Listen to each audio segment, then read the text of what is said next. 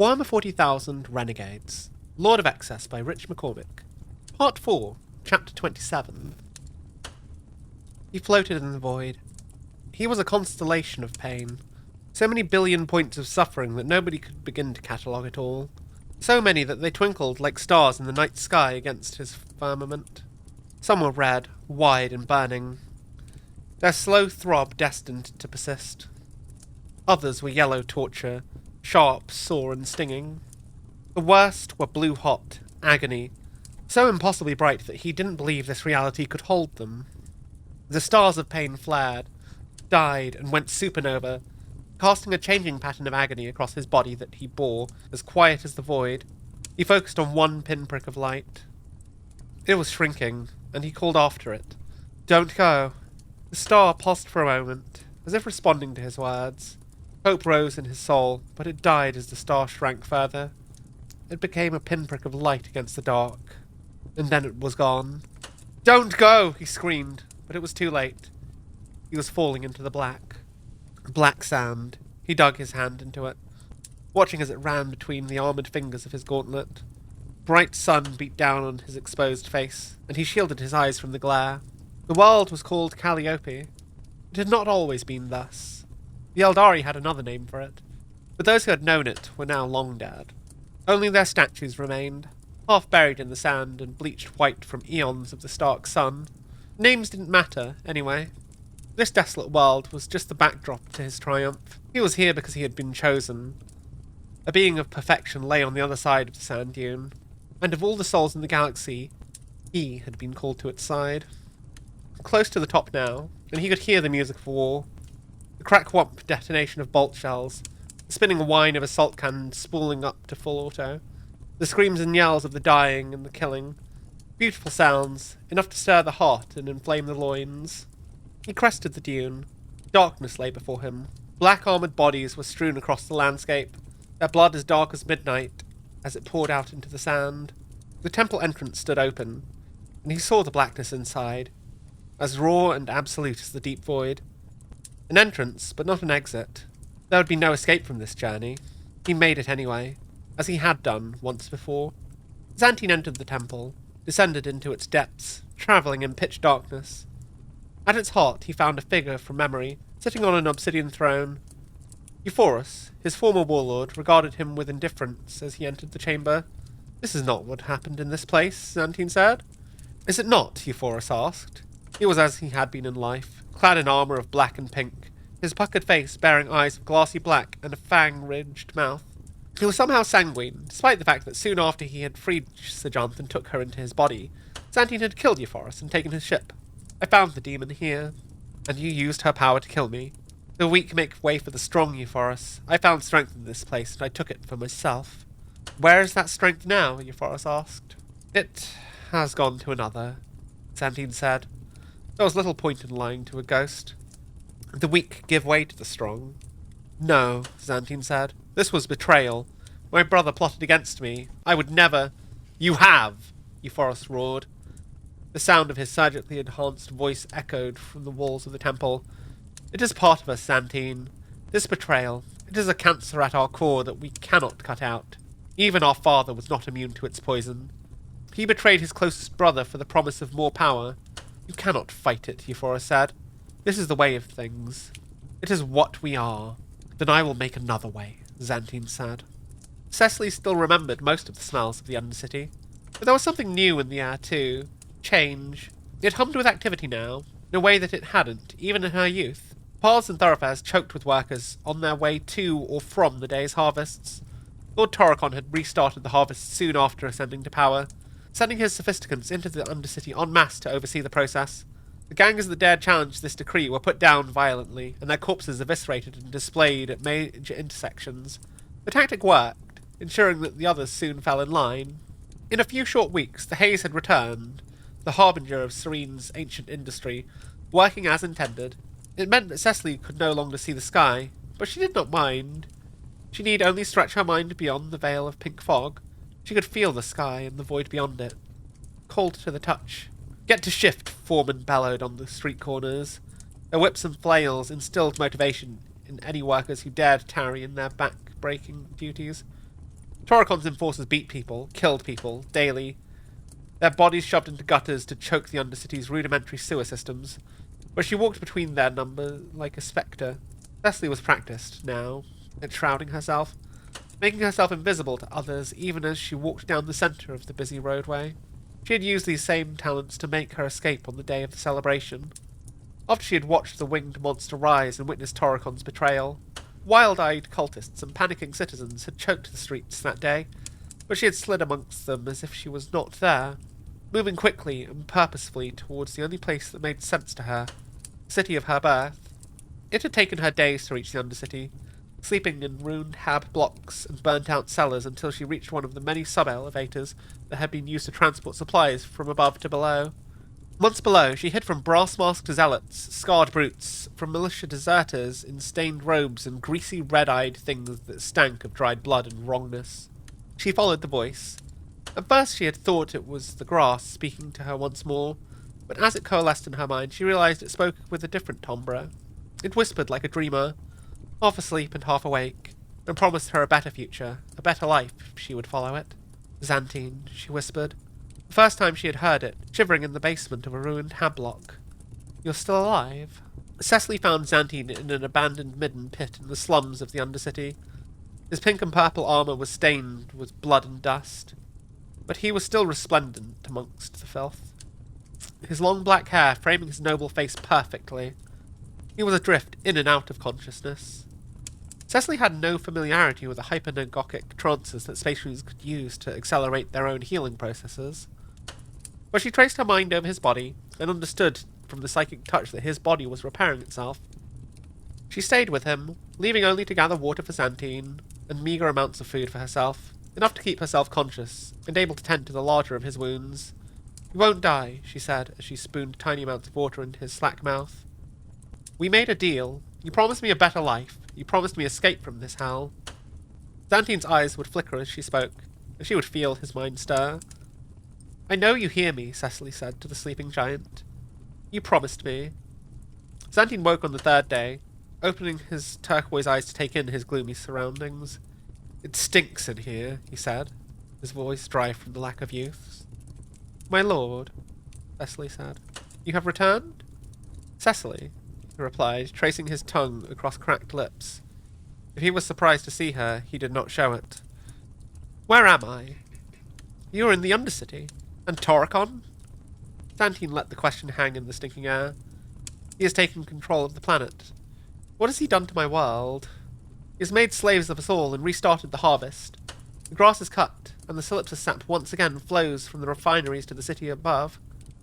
I understand that he has also done away with the system of challenge. I see, Xantine said. I assume my people have risen up against him? Cecily considered her reply for a moment before voicing it. No, my lord, she said. They sing his name just as they once sang yours. She expected rage, then, in response. But Xantine simply closed his eyes and drew in a long breath. When he opened them again, she felt a hint of sadness dance across his consciousness. Before she could taste it, it was gone, replaced by resolve. And Vivisk? Where is my brother? Has he too betrayed me? I do not know, she said, truthfully. Then I can do no more, Xantine said. He drew himself upward, standing on legs whose bones had now knitted themselves back together. This world has failed me. Its people have failed me. My own brothers have failed me. He tilted his head down to regard the mortal woman who had found him. Everyone except for you, my dear. You are blessed with the ability to see true magnificence, and I shall honour our deal. What will you do, my lord? Cecily asked. I will leave this place. I will take you with me, and I will start again. Build a perfect world, with worthy subjects and loyal warriors. I will surpass even my father's achievements, and it will come to be known as a paradise. And what of Serene? If I cannot have this place, Xantine said, his hands falling to the rapier at his hip, then I will ensure that no one can. The vox call had come in the middle of the night, and the vibration had startled Pyrod so much that he sat bolt upright, slamming his forehead against the metal slats of the bunk above. He had cursed his luck, loud and long, until his bunkmate, a muscular oaf with swelling scars that ran in lines from his eyes to his chin, roared from below. Oi! I'll pull your tongue out from your throat if you don't shut up. Pyrod took the advice and shuffled out into the hallway, hiding his vox link under his armpit. He still wasn't used to his new living arrangements. Gods, it was a step down from his governor's mansion, but he knew better to advertise the presence of any belongings that might fetch a high price in the Undercity's vivacious black markets. Yes, he hissed. Prime Minister Pyrod speaking. The voice on the other end of the vox was a welcome one. The man's head burst like a crack grenade, showering Raedron with blood and brain matter. She closed her eyes and flicked a fragment of skull from her overcoat. One of her bridge serfs drew a line across a data slate. Incompatible, my lord, he proclaimed as if it wasn't already obvious from the recent cranial detonation. He stood smartly to attention and faced Toricon, not quite meeting the Space Marine's gaze. My lord, he said, his voice wavering, that was the final member of today's intake. At your pleasure, we will begin trials again with tomorrow's subjects. Toricon hurled his own data slate at the surf. The rectangular object spun through the air like an Ildari shuriken, embedding itself up to the spine of the man. The surf looked down to see the data slate's green text turn red with his own blood, before he too fell on the spongy floor. I will not spend another day on this insipid planet, Toricon roared, and drew his power saber. He swung the weapon in wild arcs, carving great furrows in the stinking flesh of Gallia's corpse. Primal screams tore from his surgically enhanced throat as frustration boiled over to become white-hot rage. Raedron had seen such paroxysms before. She knew better than to interrupt them. She flinched as the saber flashed before stepping back surreptitiously from the radius of the rampage, taking care to avoid the other corpses that littered the exhortation's observation deck. The same was likely to happen again tomorrow. In his desperation to make his way off-world, Toricon had demanded that he presented with more psychers with whom he might be able to reawaken the long-dead Gallia and bring the exhortation back to full functionality. Phaedra, now in charge of the hunter squads, had lowered her standards accordingly, taking any of Serene's citizens that showed even a glimmer of psychic ability. Hundreds every day were taken from their hab blocks and hovels and brought to the bowels of the exhortation, where the majority suffered the same fate as their now headless man sprawled across the floor, bleeding gently from his neck stump. There is no mortal left on this world who can commune with the ship, Phaedra said. Her whispering voice set Raedron's teeth on edge, even now, no matter how psychically strong. Silence, witch, Toricon spat. He had seen the usefulness of Xantine's muse when he took control, and her willingness to serve a new master, as long as she was given the same luxuries as before, had kept her at his side, but his patience was short. There is one. Who? Phaedra asked. Xantine's pet, the psyker Cecily. Phaedra spat, and the air in the chamber grew icy. She lives? She hissed. Raedron remembered her, an unassuming thing, some undercity urchin that Xantine had taken a shine to. She could barely recall Cecily's face. How did you discover this, my lord? Raedron asked. Toon had scrutinized her abilities, and found her compatible, but Xantine would not allow us to perform the trial. Why? Raedron asked, surprised. He was a weak-minded man. He would not sanction her demise, even if it meant that his brothers could once more taste the pleasures of the galaxy. His final, petty revenge, imprisoning me again on this dead world. Does Cecily still live? Raedron asked. I do not know, Toricon snarled. She disappeared on the same day that my pathetic brother did. Anger rose in him again, and he embedded the tip of his saber deep into the fleshy floor. I had hoped that I would be able to find my own way from this place, but Xantine's ghost still stands in my way. That leaves but one option. He stared sharply at Phaedra. We will scour this world, searching for her. If she lives, we will take her for our own.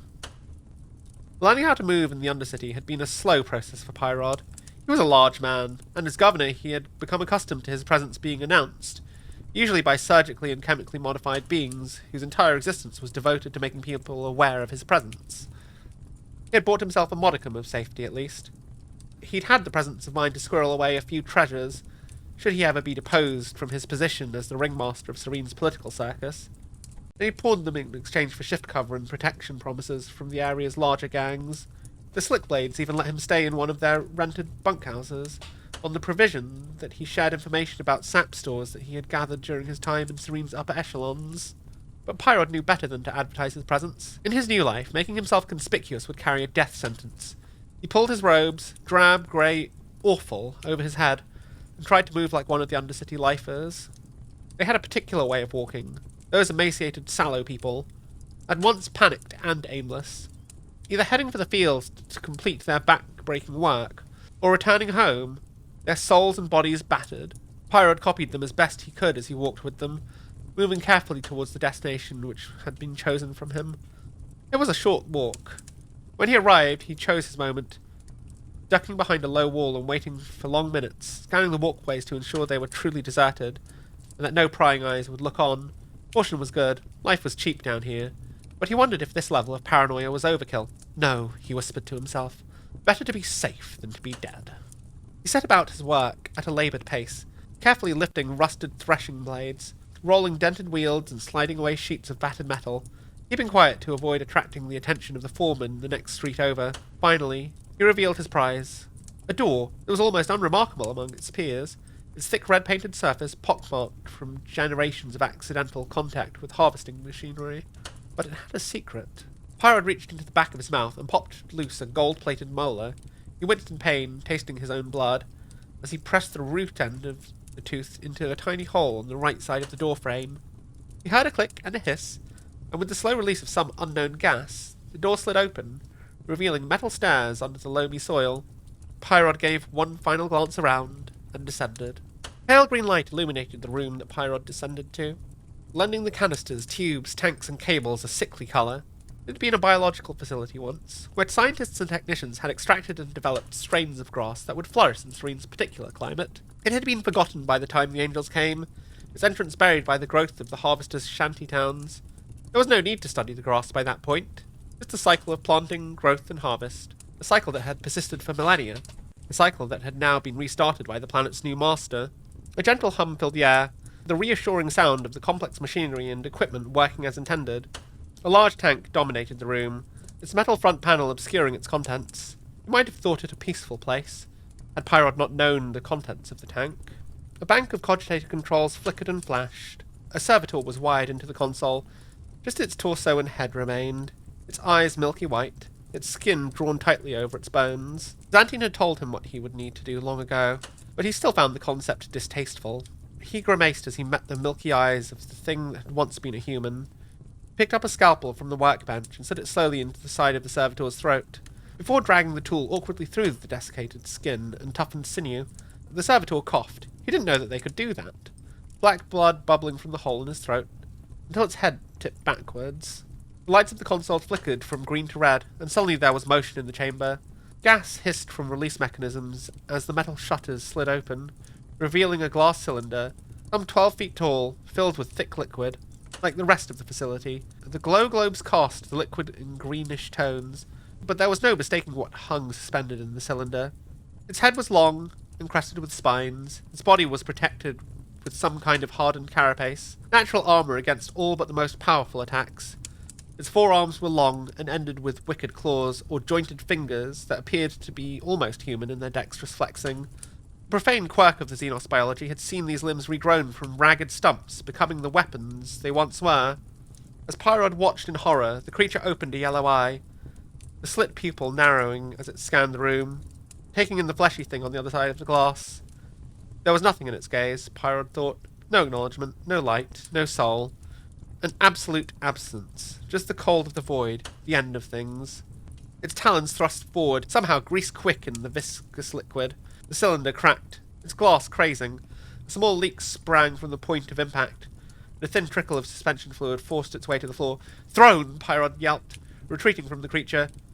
He caught his heel on a power cable and tripped, releasing a huff of air as his backside made contact with the floor. The second strike shattered the glass completely. The liquid flowed slowly from the cylinder, like congregating blood from a wound, creeping towards Pyrod as he scrambled to right himself.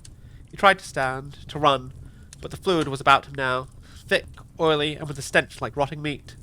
It made the grated floor slippery, and as he brought himself up, his foot went out from underneath him, and he fell again, awkwardly, twisting his ankle. The creature was not so perturbed by the fluid that had been its home. It crawled from the shattered glass, taking a moment to unfurl itself, stretching its forearms wide like a butterfly emerging from its cocoon. Its yellow eyes still fixed, it stepped towards Pyrod, clawing feet click-clacking as they dug deep into the metal below.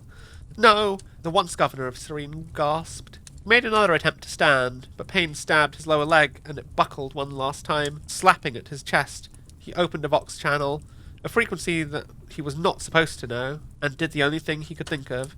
He called for his saviour. Silence was his reply.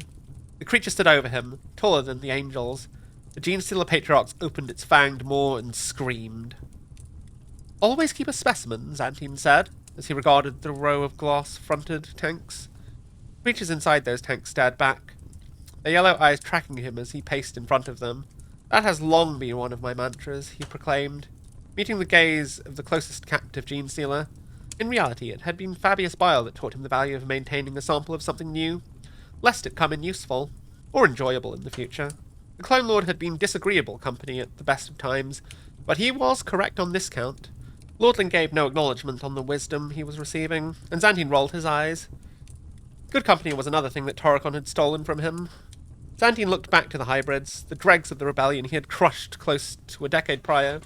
The species had no obvious sense of self-preservation, and would fight until the death, but Xantine had chosen grievously injured creatures to fill his menagerie.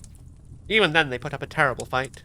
"I remember the trouble you had in obtaining these test subjects," he said to Lordling, hoping to entice some conversation from the massive space marine. Lordling met his gaze, and realizing Xantine was waiting for a response, nodded enthusiastically, spreading his arms wide to mime his efforts in restraining the lethal organisms. Xantine clenched his vile teeth. The majority of his adored had thrown in their lot with Toricon as soon as the usurper had risen to power, and those that railed against his leadership had done so because they thought themselves strong enough to seize control of the planet, rather than out of any loyalty to Xantine. Still, Lordling remained. Xantine wondered if he was even aware of Toricon's betrayal. Even before Sarkvil's treachery, Lordling had been more at home in the mud and mire of Serene's Undercity, spending the majority of his time stalking its streets. Xantine had seen his preference, and had given him a task that would keep him down here, busy and loyal. "I need you, brother," he had said, placing his palm on Lordling's arm in a show of camaraderie. "Only you are capable of performing this task, and you cannot tell a soul." He had raised a single finger to his mouth, a gesture of silence, and Lordling had copied him with his own finger.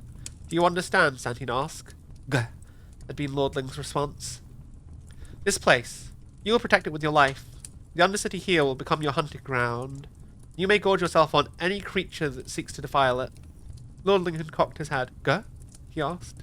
"These creatures are weapons, and must stay in our hands," Xantine had said, tapping the side of his head to drive the point home. "I hope not to use them, but a Lord of the Emperor's children is always one step ahead of his foes." Lordling had cooed at that, clapping his hands together. He had performed admirably at his task ever since Xantine knew he would, keeping the facility secret and safe from any gangers who might try to breach the defences, or to release its prisoners. Now, Xantine had come to perform that task himself.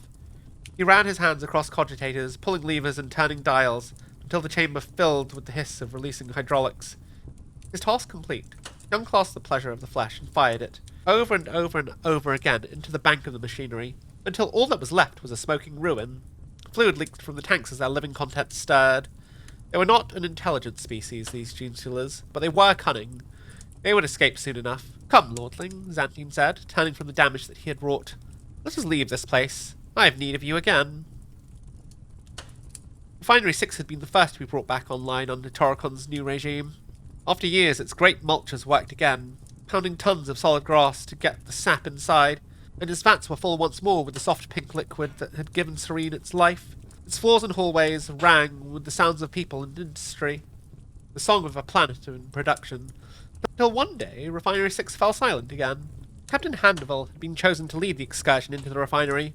A violent man, he was excited by the opportunity to crack a few Undercity skulls on his way to getting the refinery's forced labour back to work. Too excited to notice the warning signs. "Stay close, move fast," he told his squad of militia veterans as they closed on the vast refinery doors. His team had brought melter chargers, but as the shape of the doors coalesced in the gloom, he realized that they hung open, showing the darkness that lay within. Barrels of sap lay upended, nearby dribbling their pink contents into the sewer grates. "Those traitors have already fled," Handeville grinned.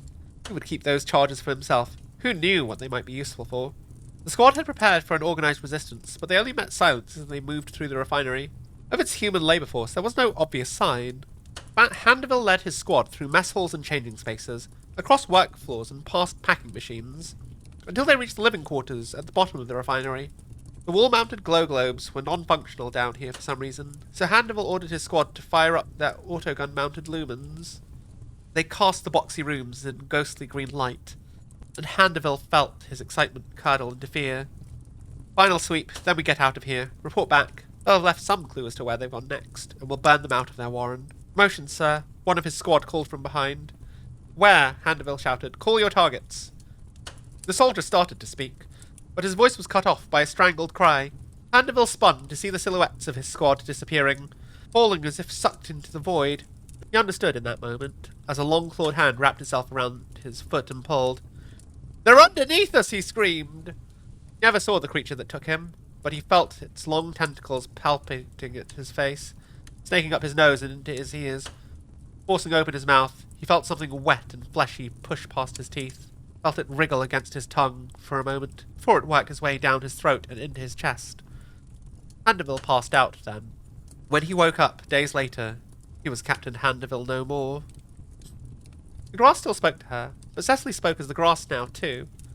She entered the minds of the tired and the sick, of the beaten and the angry, and whispered of a better life. The saviour awaits. She would breathe across their minds. The true saviour. Out beyond the stars. It is coming. Make ready for its arrival. A suggestion here, a nudge there, but she found she could guide hundreds, thousands into the arms of the Xenos cult. They joined them in tunnels and chapels, out amidst the grass, and in the depths of the Undercity, losing their minds and their bodies to the will of the hive mind. The cult rose, as it had written before, from inside itself, multiplying and metastasizing with each passing week. Toricon tried to cut it back, but new cells rose as fast as they were put down, in different parts of the city, striking out at weapon arsenals and sap stores, sowing panic and chaos in the population of both cities. That panic, in turn, drove more into the arms of the Xenos. The cult was embedded deep. Xantine had made sure of that, setting his captives free across the cities above and below. "I am a child of the Emperor," he told Cecily. "My legion made its war by drawing out and slaughtering the enemy's leaders." "But if there are many leaders," she had replied. "Exactly, my dear," Xantine said, drawing his blackened lips into a smile. "I have taught you well. It could never be perfect, this world. Not while this cancer remained at its heart." Somewhere out in the black cold, the message was received. The cry had been transmitted across trillions of miles, through solar systems and star clusters, across empires and kingdoms. None of these things had any meaning to the consciousness that received the message. They did not matter. It transmitted its own message, then, inasmuch as that concept applied. More accurately, it told itself, all the million parts of itself, to move, to change course, to aim for the source of the message. That was all that mattered to the consciousness. The message. It was simple, declarative, this message. If the consciousness could feel human emotion, it may have felt comfort, or relief. As it was, it felt nothing except hunger, an eternal hunger. It came not with words, but with meaning. We are here. The tendril of the hive fleet turned, reaching like a finger, pointing for the source of the message. The Tyranid bioships arrived in system a few weeks after the cult's uprising had reached critical mass. They resembled the great ocean beasts moving slowly, almost gracefully in the void. They rolled until their bellies aimed towards the pink pearl below. Then they rippled, birthing hundreds, thousands of mycetic spores. Caught by the planet's gravity, the spores began to descend to its surface, slow at first, but picking up speed. Xantine saw the spores in the sky as they fell, burning in the upper atmosphere, like inverted flowers with petals of flame. Each one would bring a horde of Xenos creatures, slavering jaws and simple minds caring not for the art or culture of this doomed world. Grass, the people, his remaining brothers, Sejanth, all would be consumed. Xenos would strip the planet and move on, and the demons who remained would wander its silent wastes, starved of sensation. A smile played across his blackened lips. It was their own fault. All they needed to do was love him. And they had failed. "Come, my dear," he told Cecily, as he rose from his safe house cot. "It is time for us to leave." What an absolute bastard! Holy shit! I think that's possibly I think that's like about that's scorched earth. That is like the best scorched earth tactic. I mean, I knew he was going to keep a sample of the gene sealers. I didn't think he'd have like basically a little army waiting to be unleashed in case there was an uprising. He's so devious. He's so devious. And also Lordling. Love Lordling. He's our best boy. And Cecily. What an absolute girl boss. Like, Rich McCormick, you like, I get, like, a lot of the things are really foreshadowed, but this kind of comes out of nowhere. I didn't expect this. I genuinely didn't expect it. Maybe I should have. Were there signs, chat? Like, do you want to, like, if there were signs that you think that this was coming, please hit me up in the comments, because I'd love to see what I missed earlier in the book, because I didn't see this coming at all. Also, I like how this part is not really a time skip, and they've just kind of started a new part just to kind of say that the situation is very different now. I kind of like it. It's a nice little signifier. We have one final chapter to go, and the epilogue, which are both going to be in the same video, just because I don't really... The epilogue is so short, I don't think there's any point making it its own video. So it'll all be in one video together. I can't wait. It's almost over, guys. I kind of don't want it to be. I'm really enjoying these characters. I hope that we see them return at some point in the future. I really do. Like, the Emperor's... They're such a fun Legion to read about. They are such fun characters. And I'm really glad that I've had the chance to read this book and share it with you all. But yeah, I'll see you in the next one soon.